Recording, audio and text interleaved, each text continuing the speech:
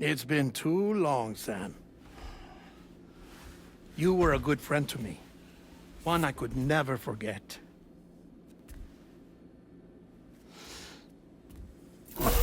Which is why I took steps to ensure that this message would only play upon your arrival. The sensors were set to scan for your biometric data. A simple enough trick.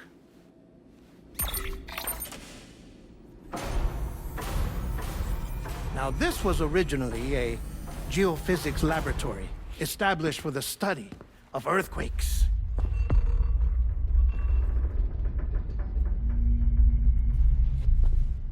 And for that reason, it holds a wealth of documentation on gatequakes, tar currents, and plate gates.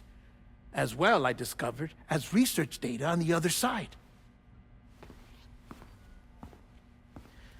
Now, what I'm about to tell you, I learned after I came to this place.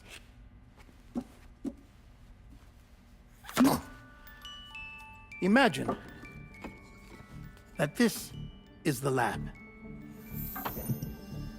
Though it's relatively close to the northern tip of South America, the continent is entirely cut off from us by a tar belt. And so we have no idea what's going on down there. Nor do we know the state of any continent other than our own.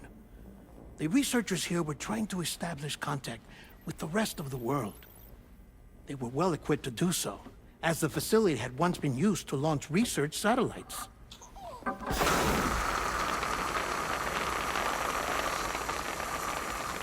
So they tried launching a variety of probes and drones in the hope of obtaining observational data, with no success. The Earth, you see, is shrouded in a thick layer of chiralium that renders electronics inoperable at altitude. So they tried sending ships across the ocean. Oh, yes. Oh, but that failed too. The high concentration of chiralium in open water proved too corrosive, invariably causing them to sink. But then the researchers found some rather rare birds on their doorsteps. Birds not native to the region. Nice birdie, nice birdie. And that, my friend, was just the beginning. Not far from the lab, they discovered a strange anomaly. Well, the surrounding area was heavily contaminated with chiralium. Yes. This is beautiful. The researchers would later dub the anomaly a plate gate. But further investigation revealed that it came into existence when you began to expand the chiral network across North America, and that the gate grew larger in tandem with the network itself. What started as a tiny fissure in space became so much more. The researchers duly installed cameras to study the gate and its surrounding area. Now, to their surprise, they caught footage of some unusual marsupials. Yes, a kind you wouldn't expect to normally encounter in Central America, like the birds. But to confirm their suspicions, they sent an autonomous robot through the gate. The soil samples it collected were consistent with the archived geological data from the southern hemisphere.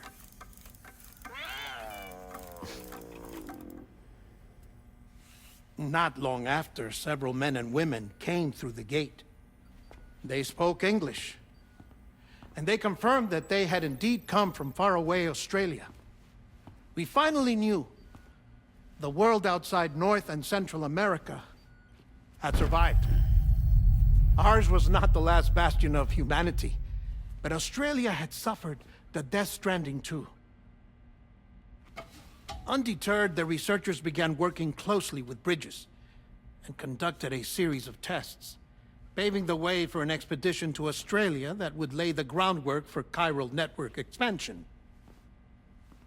After they had first installed surveillance equipment, that is, so that the gate could be monitored from the Mexican side, a necessity to this day as Australia is not yet connected to the chiral network. The UCA may not have dreams of conquest and control, but they aren't about to let just anyone use the gate. Indeed, that's one of the reasons they were so determined to connect Australia to the network in the first place. Well, I suppose that's all I have to say about the Plate Gate. There's something else that I need to tell you, though. Something far more important. Mind if I pause it here?